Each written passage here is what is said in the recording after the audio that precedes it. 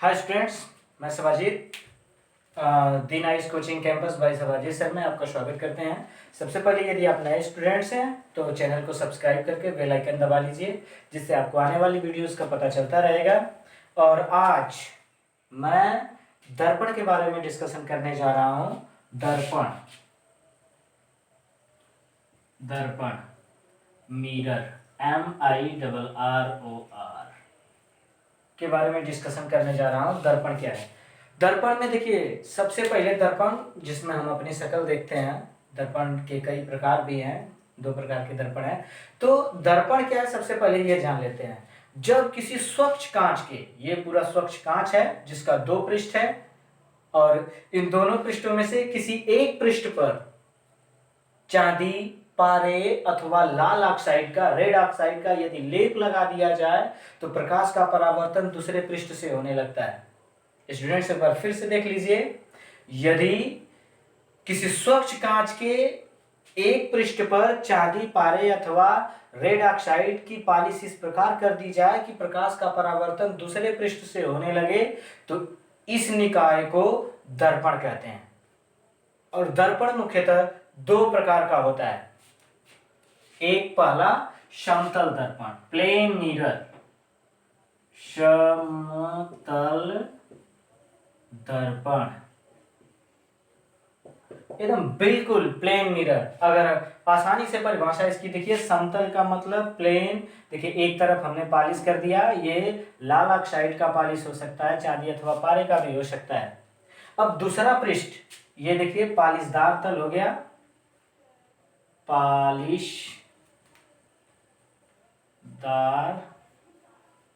तल, और ये दूसरा है परावर्तक तल।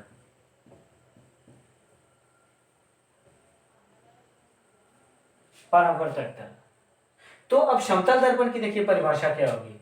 ऐसा दर्पण जिसका परावर्तक तल बिल्कुल प्लेन हो, समतल हो, समतल दर्पण कहलाता है। ऐसा दर्पण जिसका परावर्तक तल समतल हो, समतल दर्पण कहलाता है। देखिए इसे मुख्य अक्ष मानते हैं। अगर प्रकाश किरण जैसे ही इस पे पड़ेगी और दर्पण के बाद इस ध्रुव पर पहुंचने के पश्चात उसी तरह से बिल्कुल वापस निकल जाएगी। तो क्लियर हो गया स्टूडेंट्स? ऐसा दर्पण जिसका परावर्तक तल समतल हो, समतल दर्पण कहलाता है। और फिर इसके पश्चात समतल दर्पण से संबंधित कुछ बातों को हम जान लेते हैं, जो कि मैक्सिमम पूछ देता है। सबसे पहली बात, समतल दर्पण से संबंधित कुछ घटनाएं। समतल दर्पण से संबंधित, दर्पण के संबंध में या समतल दर्पण के संबंध में कुछ बातें।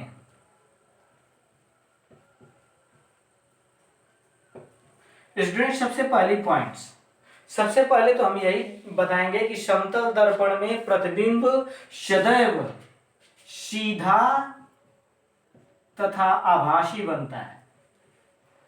हमेशा इस बात का ध्यान रखिएगा कि समतल दर्पण में प्रतिबिंब हमेशा सीधा और आभासी बनेगा। दूसरी पॉइंट्स और इंपॉर्टेंट बात है, वस्तु जितनी बड़ी बनेगी, दर्पण जितनी बड़ी रहेगी, दर्पण का प्रतिबिंब यानी वस्तु का प्रतिबिंब, समतल दर्पण में बनने वाला प्रतिबिंब सदैव वस्तु के बराबर होता है। ठीक है? प्रतिबिंब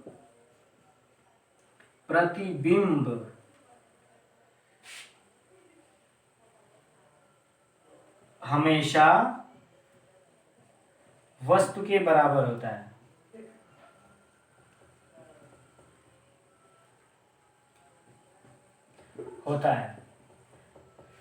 तीसरी पॉइंट्स में स्टूडेंट हम बात करते हैं कि वस्तु को इस समतल दर्पण से जितना दूर ले जाएंगे, वस्तु का प्रतिबिंब भी समतल दर्पण के भीतर उतनी दूरी पर बनता हुआ दिखाई देगा। पॉइंट नंबर 4 पे बात करेंगे हम। तो पॉइंट नंबर 4 में यदि वस्तु की ऊंचाई h है तो हमें h/2 ऊंचा, यानी वस्तु की ऊंचाई का आधा ऊंचाई का हमें दर्पण की आवश्यकता पड़ती है।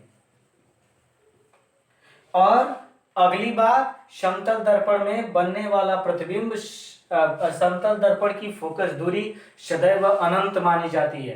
कंडीशन स्टूडेंट्स कभी कभी उठता है, कुछ लोग पूछ देते हैं कि समतल दर्पण में बनने वाला प्रतिबिंब सदैव अनंत पे होता है, ऐसा क्यों? तो समतल दर्पण में देखिए, अगर प्रतिबिंब, अगर वस्तु समतल दर्पण में अनंत से आती है तो प्लेन होने के कारण टकराकर प्रकाश किरण फिर अनंत पे चली जाती है, वो कभी मुख्य अक्ष को काटती नहीं है।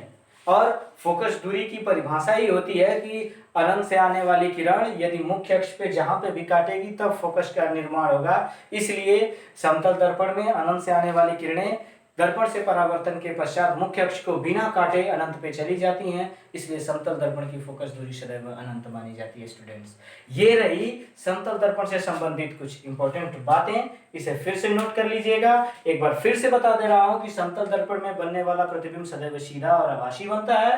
पॉइंट नंबर 2, वस्तु का प्रतिबिंब समतल दर्पण में वस्तु का प्रतिबिंब सदैव वस्तु के बराबर होता है। तीसरी पॉइंट्स में बताया मैंने कि वस्तु समतल दर्पण से जितनी दूर ले जाएंगे समतल दर्पण के भीतर उतनी ही दूरी पर उसका प्रतिबिंब प्राप्त होगा। और चौथी पॉइंट्स में मैंने बताया कि अगर आपकी ऊंचाई h है तो आपकी ऊंचाई का आधी ऊंचाई का हमें समतल दर्पण की आवश्यकता पड़ती है। और पांचवें पॉइंट्स में बताया कि समतल दर्पण की फोकस दूरी सदैव अनंत होती है, क्योंकि अनंत से आने वाली किरणें समतल दर्पण पर टकराने के पश्चात पुनः अनंत पे ही वापस चली जाती हैं, ये कभी मुख्य अक्ष को काटती नहीं है। ये रही समतल दर्पण से संबंधित बातें। हाँ, कुछ इंपॉर्टेंट बातें ऐसे भी हैं, अगर समतल दर्पण में आप देख रहे हैं कि कोई भी वेग से वस्तु समतल दर्पण की ओर आ रही है, तो अगर आप दर्पण में देखेंगे तो प्रतिबिंब वस्तु का वेग सदैव दुगना दिखाई देगा, यानी 2v के मान के बराबर। कोण का मान भी इसमें 2θ के मान के बराबर होता है। और फिर इसके बाद हम आते हैं समतल दर्पण के दूसरे प्रकार, दर्पण के दूसरे प्रकार। पहला रहा दर्पण, दो प्रकार का मैंने बताया, पहला समतल दर्पण जिससे संबंधित बातें आपने स्टूडेंट्स जाना। अब इसके बाद हम पहुंचते हैं दर्पण के दूसरे प्रोसेस पे, और दूसरा है जिसे बोलते हैं हम गोलीय दर्पण। गोलीय दर्पण स्टूडेंट्स, हम गोलीय दर्पण पे डिस्कशन करते हैं। गोलीय दर्पण का मतलब, देखिए समतल दर्पण का मतलब बताया, ऐसा दर्पण जिसका परावर्तक तल समतल हो, उसे समतल दर्पण कहते हैं। अब गोलीय दर्पण में ऐसा दर्पण जिसका परावर्तक तल गोलीय हो, उसे गोलीय दर्पण कहते हैं। और गोलीय दर्पण मुख्यतः दो प्रकार का होता है, ठीक है। अब देखिए फॉर एग्जांपल्स हम आपको दिखा रहे हैं, ये भी देखिए, यहां पे पॉलिश कर देंगे रेड ऑक्साइड की, और ये दूसरा ये भी गोली है, इस पे भी पॉलिश कर देंगे। पॉलिश हमेशा दाहिने साइड करेंगे क्योंकि वस्तु सदैव बाईं ओर रखते हैं हम। तब यहाँ पे इसके मध्य में, यहाँ पे देखिए P मान ले रहे हैं, और यहाँ पे भी P है जिसे हम ध्रुव बोलते हैं, ये मुख्य अक्ष है। अब देखिए समतल दर्पण की ये परिभाषा गोलीय दर्पण में, अब इसे बोलते हैं अवतल दर्पण। अवतल दर्पण, और इसे बोलते हैं उत्तल दर्पण। स्टूडेंट्स एकदम बिल्कुल ध्यान दीजिएगा, इसमें अवतल दर्पण और उत्तल दर्पण की परिभाषा बताने जा रहे हैं। सबसे पहले गोलीय दर्पण की परिभाषा हो गई, दोनों दर्पण देखिए गोली हैं। ऐसा दर्पण जिसका परावर्तक तल, अब देखिए ये पालिशदार तल है, पालिशदार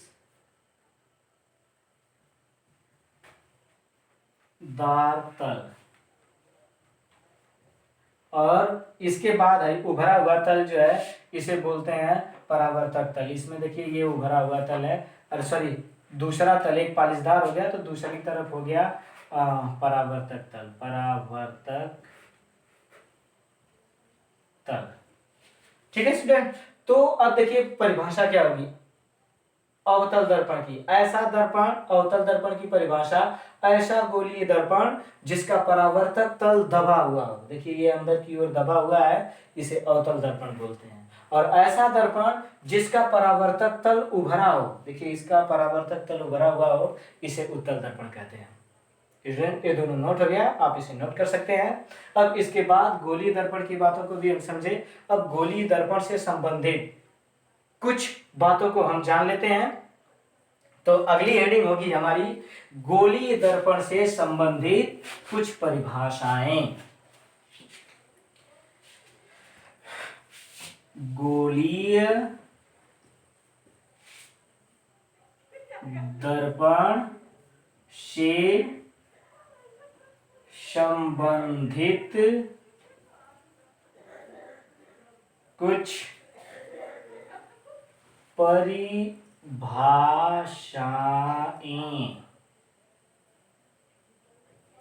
परिभाषाएं।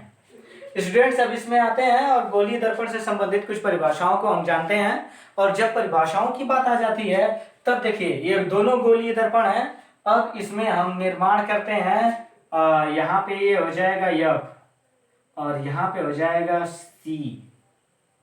ठीक है स्टूडेंट्स, अब इधर पे पहुंचते हैं तो ये हो जाएगा यफ और ये हो जाएगा हमारा सी। अब इसमें नाम भी लिखते हैं। ये जो पी बिंदु है इसे हम ध्रुव कहते हैं, ध्रुव, पोल। और इसे बोलते हैं, कैपिटल एफ से जो दिखाए हैं इसे बोलते हैं फोकस। और ये जो सी है इसे कहते हैं वक्रता केंद्र, वक्रता केंद्र। ठीक है स्टूडेंट्स, अब इसके बाद ध्रुव के बाद अब ये दोनों जो बातें आती हैं इसे कहते हैं मुख्य अक्ष। ये फिजिक्स की बिल्कुल जान है, समझिए, मेन पावर, शक्ति। इसे समझने के बाद फिजिक्स के और प्रकाश के ज्यादा मैटर आपको समझ में आएंगे। इसे समझना बिल्कुल ध्यान दीजिएगा स्टूडेंट्स आप लोग। अब देखिए दूरी सदैव हम ध्रुव से नापते हैं। जो P है ध्रुव है यहाँ पे। अब दूरी सदैव ध्रुव से नापते हैं तो इसे हाई जो ये मान है इसे बोलते हैं फोकस दूरी। स्टूडेंट्स यहां तक आएगा फोकस दूरी, और जिसे स्मॉल एफ से प्रदर्शित करते हैं। इन दोनों के बीच में हम स्मॉल एफ शो कर सकते हैं, ये स्मॉल एफ फोकस दूरी। और ये यहां से कैपिटल आर से प्रदर्शित करेंगे वक्रता त्रिज्या को। यहाँ पे हम लिख देंगे वक्रता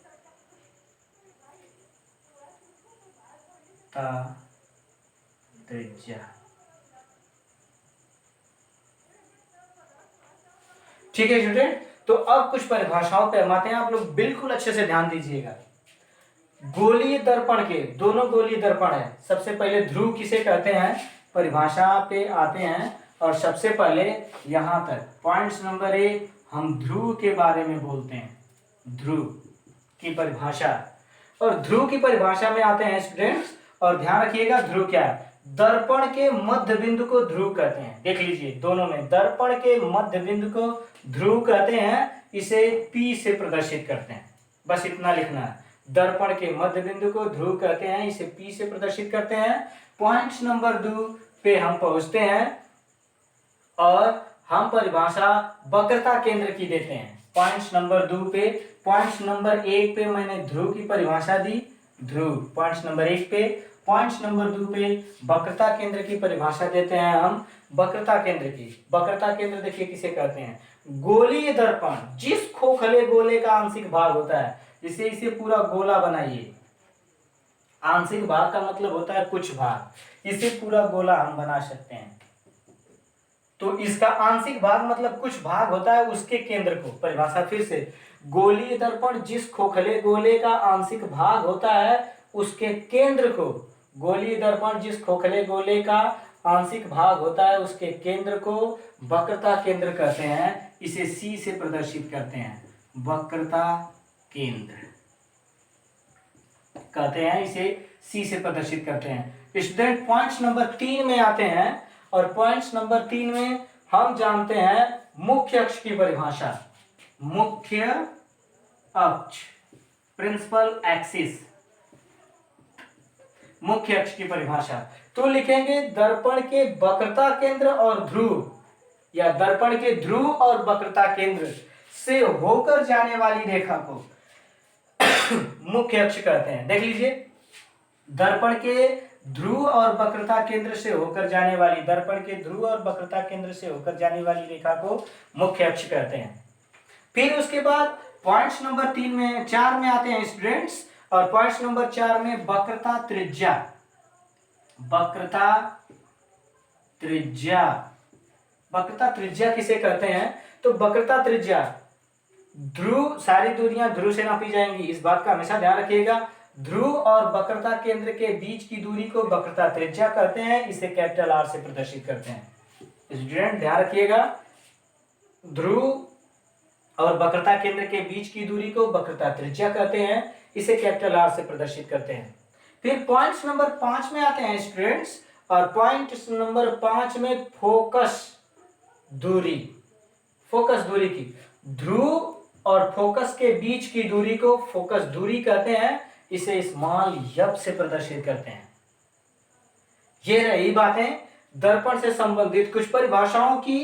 अभी कुछ परिभाषाएं शेष हैं स्टूडेंट, आप इसे शॉर्ट स्क्रीन मार सकते हैं, और फिर हम इसके बाद अन्य परिभाषाओं को बताते हैं। जो बातें अगर न समझ में आई हैं तो वीडियो को डाउनलोड करके उसे बार बार, एक बार, 2 बार, 3 बार देखिएगा, जरूर आ जाएगा। और हाँ स्टूडेंट्स, एक बात और, अगर जो बातें मैं पढ़ाता हूं अगर आपको समझ में नहीं आता है तो कमेंट में आप जरूर बताएं कि सर इसके मीन्स क्या होगा, इसके मीन्स क्या होगा, ये बात हमें समझ में नहीं आ रही है, अगली वीडियो में सर जरूर बताइएगा। मैं जरूर प्रत्येक स्टूडेंट्स के क्वेश्चन का आंसर देने की कोशिश करूंगा। कृपया कमेंट बॉक्स में अपने न समझ में आने वाली बातों को जरूर बताएं। और हम आगे चलते हैं, समतल दर्पण, गोलीय दर्पण से संबंधित कुछ परिभाषाओं को हमने जाना। अब बची हुई परिभाषा है जैसे फोकस दूरी, तो फोकस के बारे में, मुख्य फोकस के बारे में हम समझते हैं और आते हैं फोकस के बारे में जानने के लिए।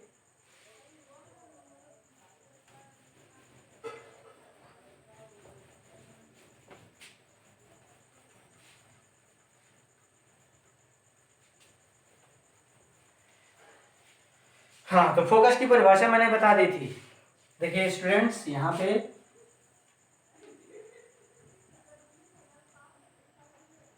ये पालिशदार तल हो गया, इसके मध्य से गुजार दिए, ये ध्रुव P हो गया, यहाँ पे फोकस F हो गया, वक्रता केंद्र C हो गया। और फिर अगली पॉइंट्स में ये दूसरा बना लेते हैं हम, और फोकस की परिभाषा को हम देखिए, यदि मुख्य अक्ष के समानांतर जाने वाली किरण, या दूसरा अवतल दर्पण ही हम बना लेते हैं, उत्तल दर्पण, और इसके मध्य से ये हमारा ध्रुव हो गया, और ध्रुव के बाद ये मुख्य अक्ष हो गया। अब देखिए, मुख्य अक्ष के समानांतर जाने वाली किरण, मुख्य अक्ष के समानांतर जाने वाली किरण दर्पण से परावर्तन के पश्चात मुख्य अक्ष को जिस बिंदु पर काटती है, दर्पण से परावर्तन के पश्चात मुख्य अक्ष को जिस बिंदु पर काटती हुई प्रतीत होती है, उसे मुख्य अक्ष, उसे मुख्य फोकस कहते हैं। फिर से परिभाषा को देख लीजिए, मुख्य अक्ष के समानांतर जाने वाली किरण दर्पण से परावर्तन के पश्चात मुख्य अक्ष को जिस बिंदु पर काटती है, उसे दर्पण का मुख्य अक्ष कहते हैं। और फोकस के अभिलंबवत तल को ही फोकस तल कहते हैं।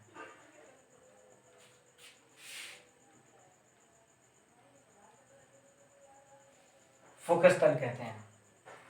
और फोकस तल ये रही समतल दर्पण में, ये फोकस, मुख्य फोकस की परिभाषा और फोकस तल की परिभाषा। गोलीय दर्पण के मुख्य अक्ष के समानांतर जाने वाली किरण दर्पण से परावर्तन के पश्चात मुख्य अक्ष को जिस बिंदु पर काटती है, वही दर्पण का मुख्य फोकस होता है, और इसके अभिलंबवत गुजरने वाले तल को फोकस तल कहते हैं। ठीक है स्टूडेंट्स? हाँ, हो गया, कर दीजिए।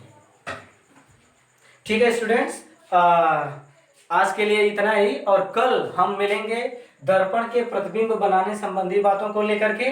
तब तक के लिए धन्यवाद स्टूडेंट्स।